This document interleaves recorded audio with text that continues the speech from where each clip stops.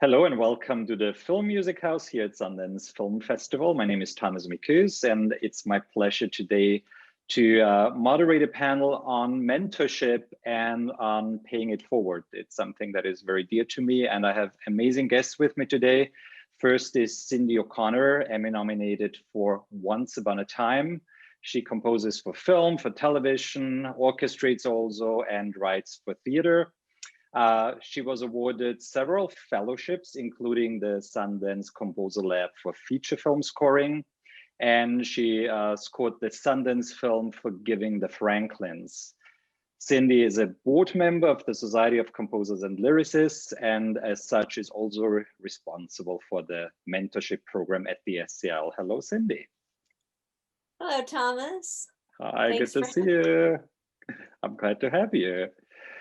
Next up is Ronit Kirchman, composer, music producer, songwriter, multi-instrumentalist, and she's working for film, television, theater, dance, multimedia installations, and on the concert stage. Ronit's score for the TV series The Sinner was named one of IndieWire's best TV scores of 2020, and she received an HMMA nomination for the Amazon feature film Every Eye. Evil Eye. She is Evil Eye, not Every Eye. Oh my God, I did a typo here. Evil Eye. Every Evil Eye on Amazon. And Ronit, you also did the fellowship program at the Sundance Film Music Lab, and you're a board member for the Alliance for Women Film Composers. And as such, you're responsible there for the mentorship program. Hello, Ronit. Hi, Thomas. Thank you so much. It's funny. I love the Evil Eye. I love that, you know, I always, when I go to Greece, I bring it back and then I forget the name. That's the way it works, you know. I know. It's the Evil Eye looking at me. And last but not least, we have Peter Golub, an accomplished composer working on films such as The Great Debaters, Frozen River, and he's also the director of the Sundance Film Music Program and teaches at UCLA's Herb Alpert School of Music. And Peter is a member of the Academy of Motion Pictures Arts and Sciences, AMPAS. Hello, Peter. So before we start, I just want to, in general, know, what does mentorship and paying it forward mean to you personally? I'll jump in. Ladies, is that all right? Oh, yeah. So I'm going to, there's a quote that I recently remembered from Angels in America and Tony Kushner's play. And it's spoken by a very villainous character, but I think it's a very appropriate quote for this panel. And the character says, "Everybody who makes it in this world makes it because somebody older and more powerful takes an interest. The most precious asset in life is the ability to be a good son, somebody who can be a good son to a father who pushes them farther than they would otherwise go." And so the way I think of mentorship, kind of growing out of that quote, is it's kind of a circuit, and it involves, a generous and open spirit on both sides, and ability to soak things up. And it's much more than getting a potential job or a recommendation. It's getting a whole approach. A lot of people who work as assistants to very busy composers, they learn a whole range of things, from musical things to about workflow, about organizing, and very importantly, they watch somebody else navigate the personalities and the things that come up in the course of a project. And it's like you're not in the hot seat, that they are. And so you can kind of, if you're astute, and I'm sure, Cindy, you probably know about this, if you're astute, you can pick up a lot. And so, so I'm very interested in how, some of the people that have been through the Sundance program, for example, and are now starting to really have their careers blossom, have come and been mentors to other people. And so this is, it's kind of a circuit that way too, what Thomas referred to as paying it back, paying it forward. Yeah, and I love that you all have the connection that, both Ronit and Cindy did the Sundance Film Composers Lab. So, you might also want to talk a little bit about that and how that experience was for you and what you learned there, and how that influenced your career also. For sure. I mean, I remember it was an amazing experience in so many ways, so immersive, and having time kind of, really recognizing film as an art form, and allowing people who are usually immersed in the day-to-day nuts and bolts of the industry to really enjoy that and share that with each other. So I think the environment being so filled with camaraderie really opens people up creatively. That's definitely a testament to Peter's vibe and influence. So thanks for that, Peter. But I think the biggest takeaway I remember so clearly coming back and being like, yay, everybody has a completely different workflow. We had George Clinton, Carter Burwell, Ed Shermer, Miriam Cutler, Rolf Kent. Those were our main mentors.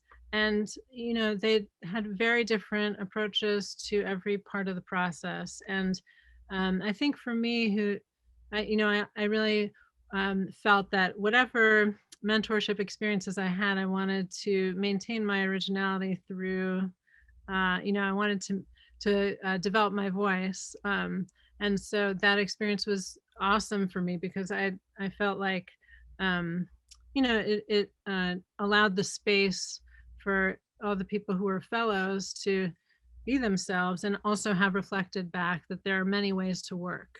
And I kind of continued, I'm very fascinated with workflow and kind of how to optimize things so things can be more creative and less bogged down. And so I feel like that's a lifelong process of learning, both as somebody who now, functions, I sometimes function as a mentor myself. I feel like it's good to have that attitude of that, like they talk about in meditation classes, there's a cycle of teaching and learning. And everybody's a teacher and a student. Obviously, people are further along in their paths or just starting out, but there is that ability to grow all the time. So, yeah, I think that it also points to the fact there's many ways of being mentored, many frameworks, and I'm glad that you've brought the three of us just to talk about a few different models of mentorship programs that are institutionally available, just because I think each framework offers a little something different in terms of the kind of support that people might get.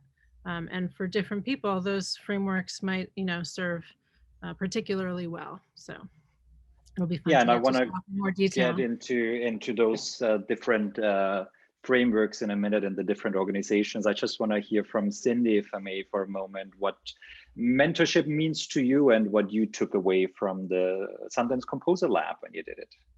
Yes, well, I think the thing I loved most about the Sundance Lab was it was just it was all about creativity and art, and there wasn't business pressure. There was pressure. We had deadlines and people stayed up late, but there really wasn't anyone.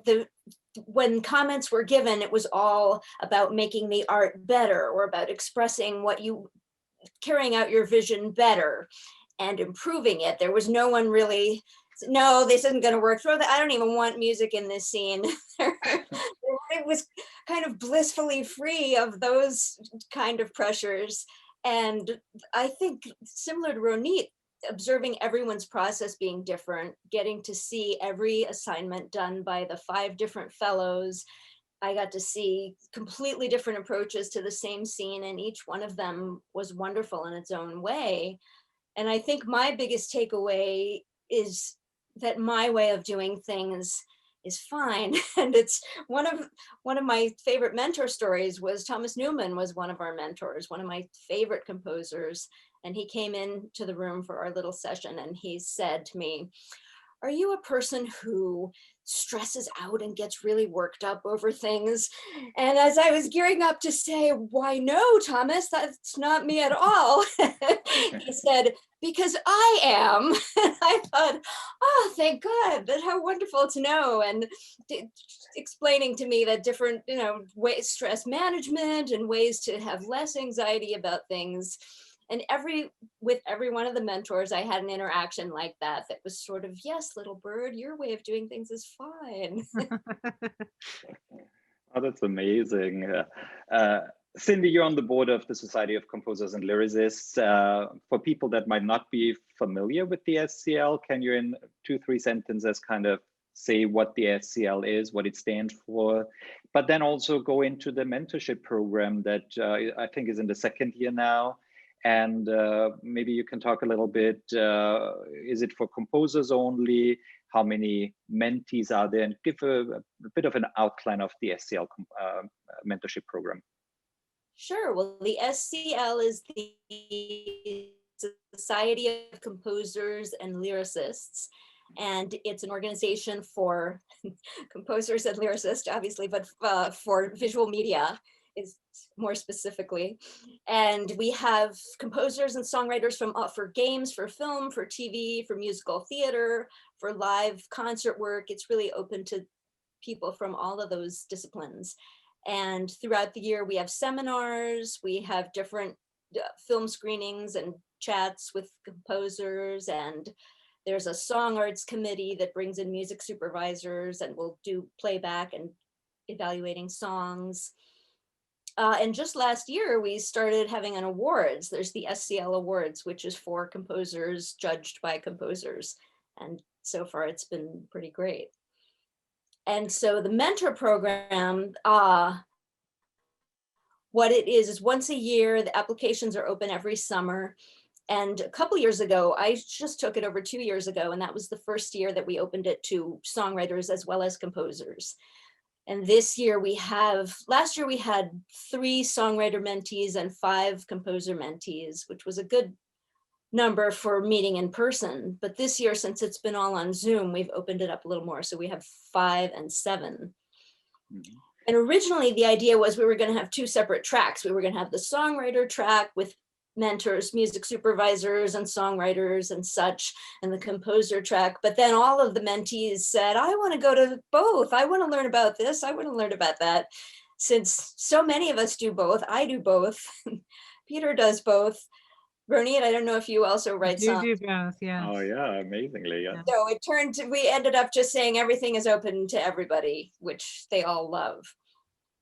So does that mean you just have one mentor as a mentee, or you work with all the mentors? It's we have one mentor per session. So we have, this year it's been a 2-hour Zoom. In the past, it was usually a visit to someone's studio. There's a different person every time, and it's a 2-hour session, and they talk about their creative process and collaboration, or their template, their tech, whatever they choose to talk about.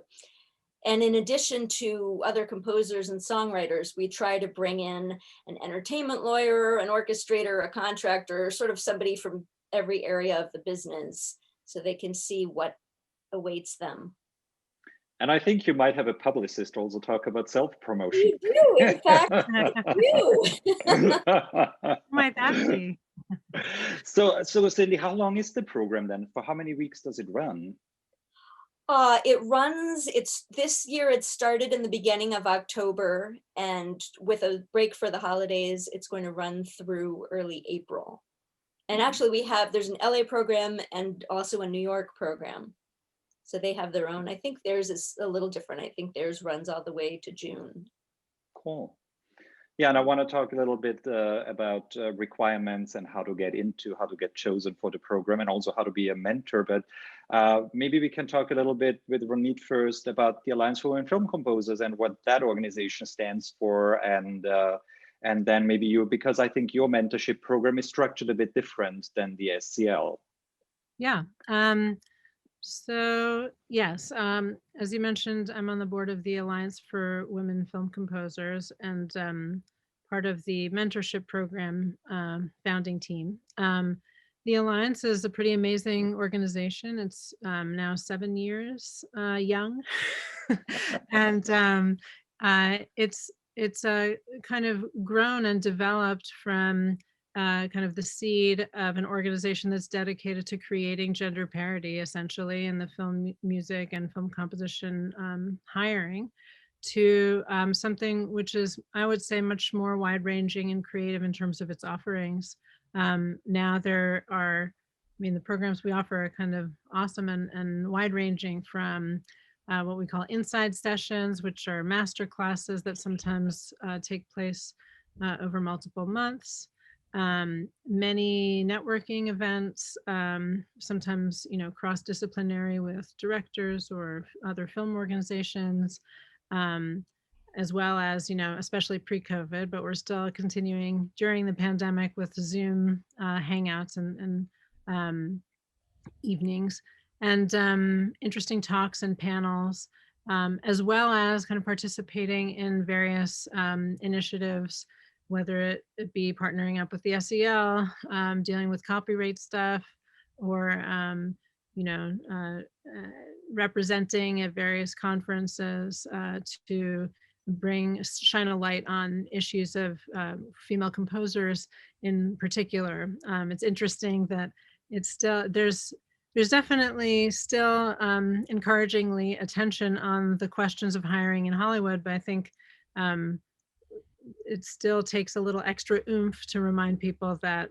there are many women composers who need to be part of the conversation. So, and you know, there's a now, I think, kind of a focus on the full range of career stages, from emerging through to, you know, later, mid-career and beyond. So, so yeah, the mentorship program, I started with my 2 board member colleagues, Steph Economou and Nami Melumad, and we've been having a lot of fun working with the president of the AWFC, Star Parodi, and the executive director, Ashley Olausen. And we have essentially started, we just launched our 2nd year. As Thomas mentioned, the structure is a little bit different from some of the other ones in that it's really about curating a pairing. The idea is that many women may not get the kind of really, I would say, the one-on-one experience of having somebody shepherd you, at least for a while, like having a, you know, an institutionally supported relationship, and like, this person is here for you for these 6 months. So every month, we try to find a good match creatively between the mentee's compositional language and kind of personality and the mentor. And hopefully, it seems like it's been pretty successful so far. And they have meetings every month. And it's very bespoke. We provide a lot of suggestions and options and support for whatever those pairings want to explore, from workflow screen share lessons, you know, review of music, working on something that the mentee is working on, and inviting them to join to observe sessions. We already have somebody doing that for a remote session, but observing. So, and the mentors have been very generous with their kind of attention and how they've been willing to let the mentees into their process. And this year we also are introducing a new component, which is 3 bigger kind of panel classes, one about the artistry, one about the business with lawyer, agent, likely a music supervisor, and one kind of big tech talk where we are also able to cover the questions that the mentees themselves have. So it's very kind of hopefully specific in answering things that they are hoping to learn. And that will also include last year's mentees. So I would say that's in addition to a whole range of stuff that's available to the general membership. But I think the idea here is, you know, we want to, in order to arrive at a place where the question, well, well, who are the women composers? Like, there's really got to be a robust population of people who are qualified and ready. And so the mentorship program is aimed at supporting that, and hopefully helping to cultivate voices that may have been, not sufficiently heard until now. And how many mentees is it in the program this year? It's 6 so far. Both years, it's 6 pairs. Yeah. For 6 months. And we have a great lineup of mentors this year. We've got Rachel Portman, Michael Dana, Chris Beck, John Powell, Miriam Cutler, and Lolita Ritmanis. So we're super stoked about that. I know the mentees are going to learn a ton. I want to be a mentee there. Don't know much about music, but I want to be a mentee. It's a great lineup. Well, you're going to visit us too, I hope. Just to hang out with everyone. Yeah. Peter, well, first of all, talking about the Alliance for Women Film Composers, I know you're also a big supporter of the Alliance. You were on the board. The Film Music Lab the last few years was 50% or more of women composers. And also, I think where we see a big change is at Sundance Film Festival, where, every year more and more women composers are scoring films for Sundance. And I think it is, we really see, I think how the Film Music Lab also helped in initiating that change. Yeah. So I know you're on hiatus at the moment with the Film Music Lab, but if you can still talk a little bit about it and what the future might bring. Yeah, so, because of the economic crunch caused by the pandemic and things related to that, we've put a pause on the full-on program of the film music program at Sundance. So for the coming year, we will not be doing our usual summer lab, sadly. But we hope to bring it back the following year. And, for those of you who don't know about it, the applications are open to the public. We get a lot of applications, and sadly, we can't take quite a few people who really would be great to have. And it's only because we feel we can really impact lives by having more resources for fewer people and giving them that opportunity. But it's painful every year to have to turn down so many wonderful artists. But some people keep applying and eventually they get in. And so I'll just say a little bit about what we're looking for, because people may be wondering about that, is, of course, we're looking for people who have a high level of craft. But in addition to that, it's very important that the quality we're looking for is some kind of originality or individual voice. Because in our business, often you have to be a chameleon, and you have to sound a little like this or a little like that, and you have to shape shift as jobs require. But we're looking for people with a voice and with a freshness or an approach or a sound or just some aspect of their work that has that individual quality. So hopefully applications will be back up next year. But in the meantime, we're doing some smaller things, and I'm working very closely with the feature film and documentary program to connect those filmmakers to composers and working with those artists in those programs. We also have a very robust website program, Collab, and there are a lot of, I'll be doing a kind of a masterclass open to the public at the end of the year in June, at the end of our year in June. And then there's a whole lot of other stuff up there related to filmmaking, all aspects of filmmaking and the craft, various crafts within filmmaking. So that might be something for people to look out for. And the lab has been going on for how many years now? Well, Sundance started the lab in the middle 80s. David Newman ran it for 4 years. And then it was discontinued, and then I started it up again in 2000. So we've been 20 years now.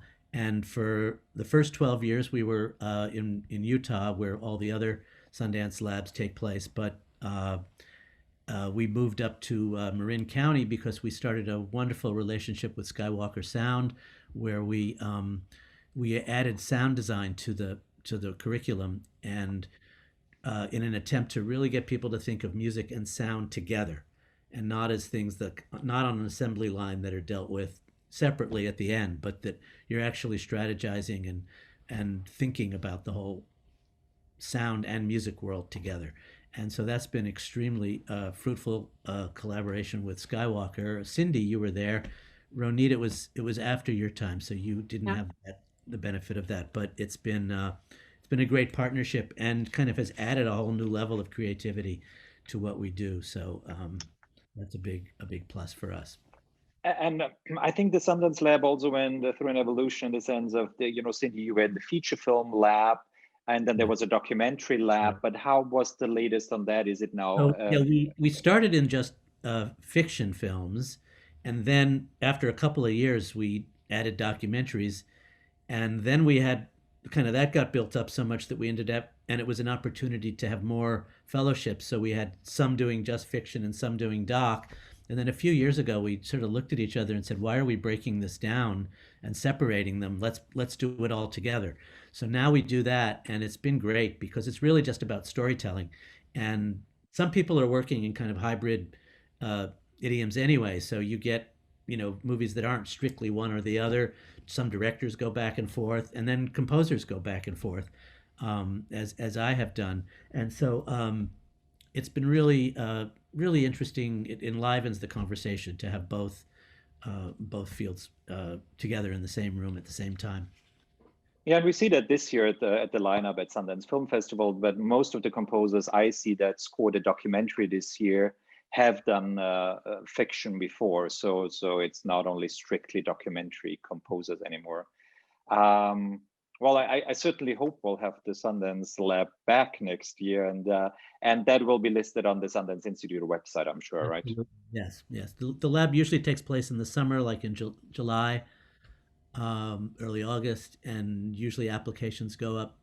They're due in early April or mid-April, so that would be the time frame to look in next year. Early and next whenever year. we give talks to young composers at universities and say apply for the Sundance Lab, I also always say don't give up. Like, there's so many composers who applied 6, 7, 8 times to get in. You just don't give up. There's so many people, and make sure that little essay that you apply with is really give some thought to that, because you told me once, before you listen to the music, this is the first thing you look at, right? And people often ask me about how to apply, how to send in, what should be on their demo. And I think for us, this might be different than if you're getting your music out to an agent or to a studio, or you want people to get to know your work. We're really some variety, of course, is good, but if it's too all over the place, we lose track of who is the person. So even though you can do all these different things, I think it's important to really try to represent your voice, what you think your strongest material is.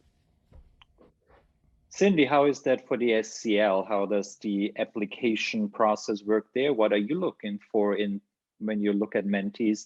And also, if you could tell us some of the mentors you have this year, some of the names that are mentors at the SCL program.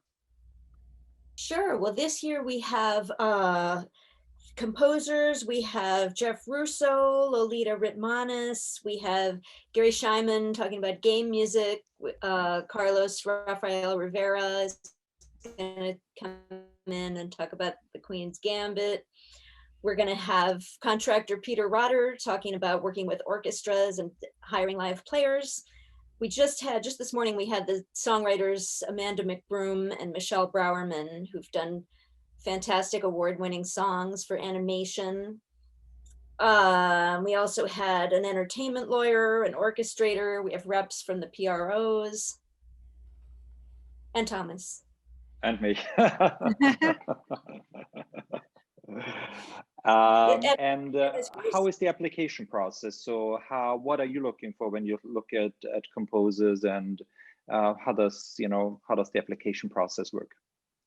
They have to, I would say we're looking for something similar to what Peter has said. Of course, a basic technical competence, but an interesting voice and something to say as a storyteller. We have, suddenly I can't remember what the exact submission requirements were.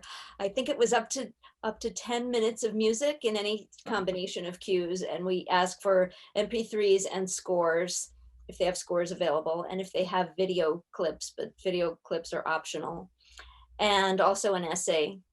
Mhm. And so there were so many wonderful applicants this year.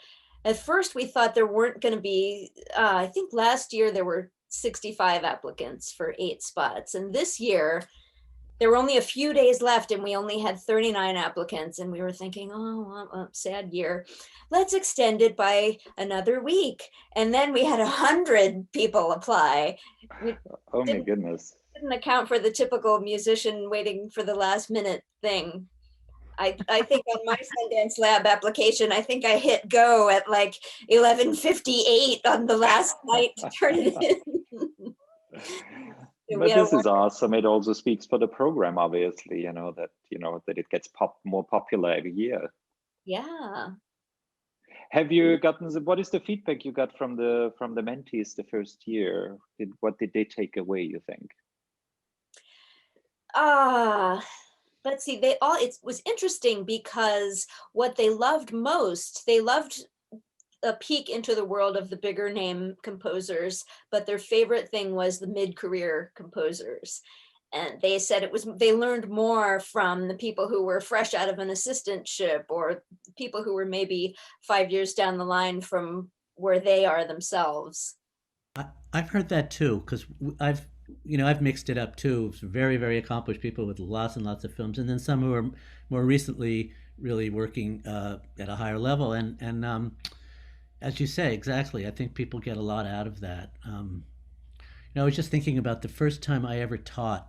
I was pretty young, and I was teaching this class, and I started talking, and then I looked down at my watch. And it was only 20 minutes into the class, and I thought, holy shit, I just told them everything I know. And, but it's when you start to have more experience and life experience as well, and you start to really, interact with other artists more, and you have something to say. And I think that's a great moment for people to give back and to mentor others. So it is a circuit. Ronit, what is the alliance looking for when guidelines? So just I want to make sure that I don't forget to outline the really nuts and bolts things. The program runs for 6 months, from February through June. Through July. And the application process, trying to think, we usually we open it in October, I believe, and then we usually close applications around Thanksgiving or beginning of December.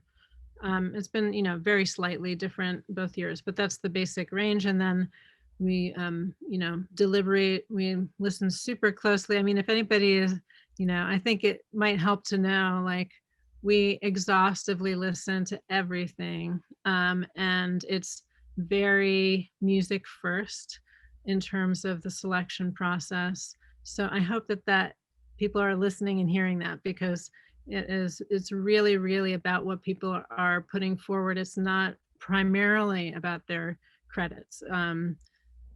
Once we see, wow, this music really speaks, there's similar to what Peter was saying, we're looking for people who, I would say, oftentimes a little bit of experience, some credits, doesn't have to be big credits, but some experience working with music for picture is encouraged. Although the door is open, we're open to being wowed by somebody and feeling like doesn't matter that they've never done something for film. But overall, I would say, have chosen people who have at least some experience. Some people have been assistants or are working doing additional music, but some have not, and they're leaving university, but are incredibly gifted composers. So it varies. I think that we really look for people who want to do the thing of film scoring, which is telling stories with music. So when it's both about the music and about that love of storytelling and understanding what score, an engagement with that, because you have to be in love with that to do it. So I think when we feel that somebody really is in love with that path, then that's also a factor. And we have a few essay questions. We really do, I think, through, especially when people, the other thing I would say is we really encourage people to write, not like a novel, but in detail and depth for those questions, because when people write 1 or 2 sentences, you feel they don't care so much.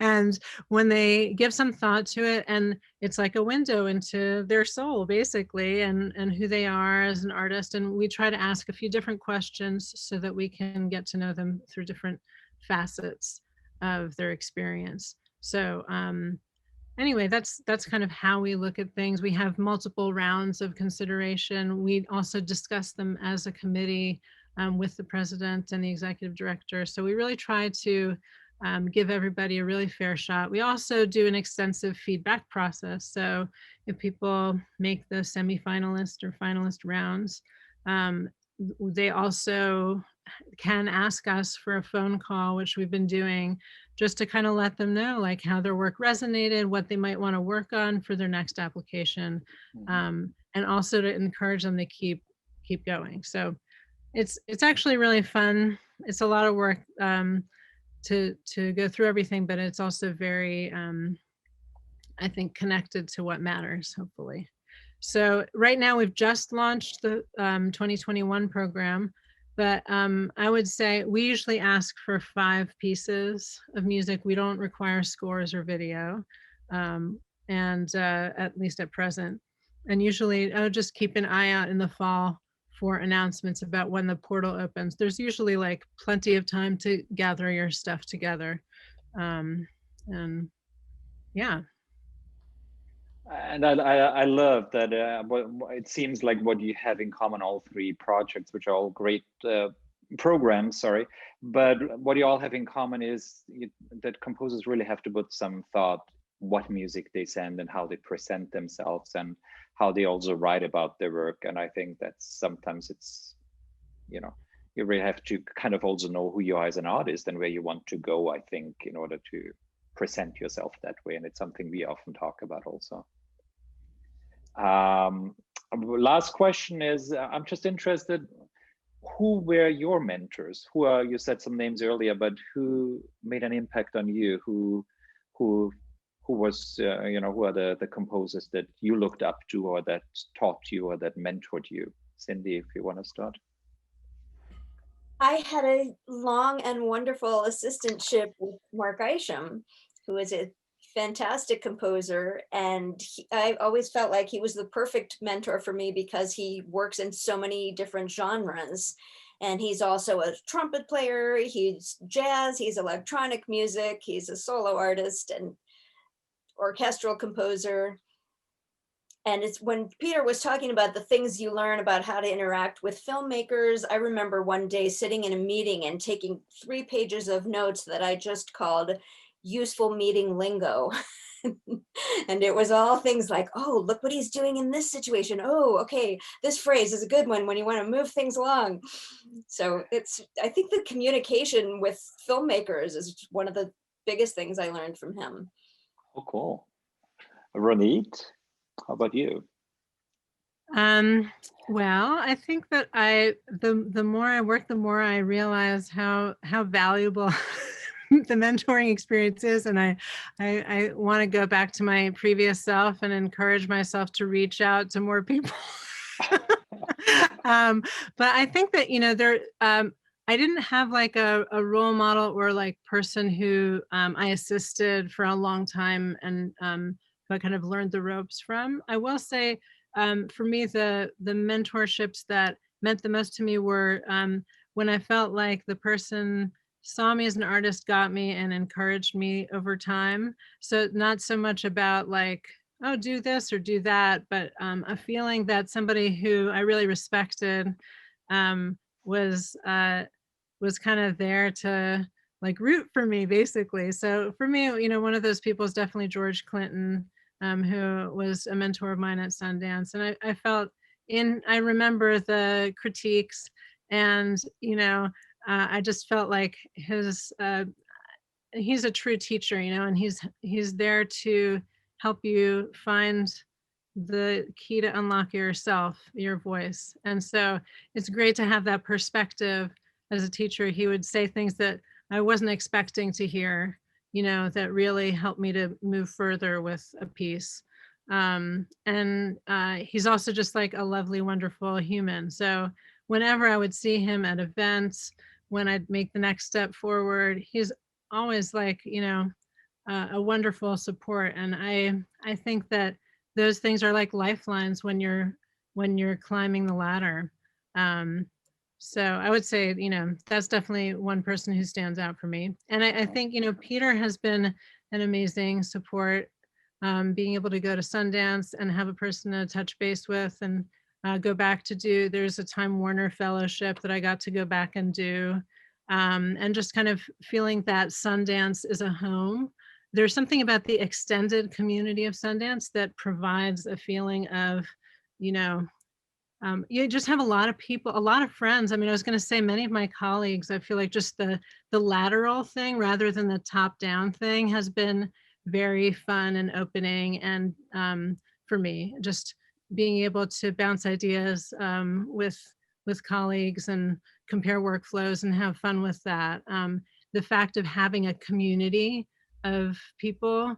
And I think the AWFC is also providing that. And I see how magical that is. So I think, encourage people to think about in that kind of networky way, that it can be in any direction. It's not just like levels. It's about conversation, learning, making connections between synapses as well as people. So. No, totally. And I can see how both the SCL and the Alliance also provide that. Yeah, the SCL is great too. And Peter, who were your mentors? Well, it's such a great question, and it's a very provocative question because, on some level, the composers that you go through periods with become your mentors. Since the pandemic started, I've been having this mentorship with Robert Schumann and Ravel lately. So there's those things. But then of the people that you and John Williams and Bernard Herrmann, all those, just by soaking up what people have done, there's so much. But of the people I actually worked with, one important mentor to me was the composer Toru Takemitsu, who I was very fortunate to be able to study with. And not only his music, which just blew me away and continues to, but the fact that he had done a lot of concert music, obviously, and also quite a lot of work in film, that in itself was inspiring to me and gave me kind of permission to continue to do both. And also just everything from his general approach to the specific choices he made, and his teaching was very inspiring, and getting to know him personally.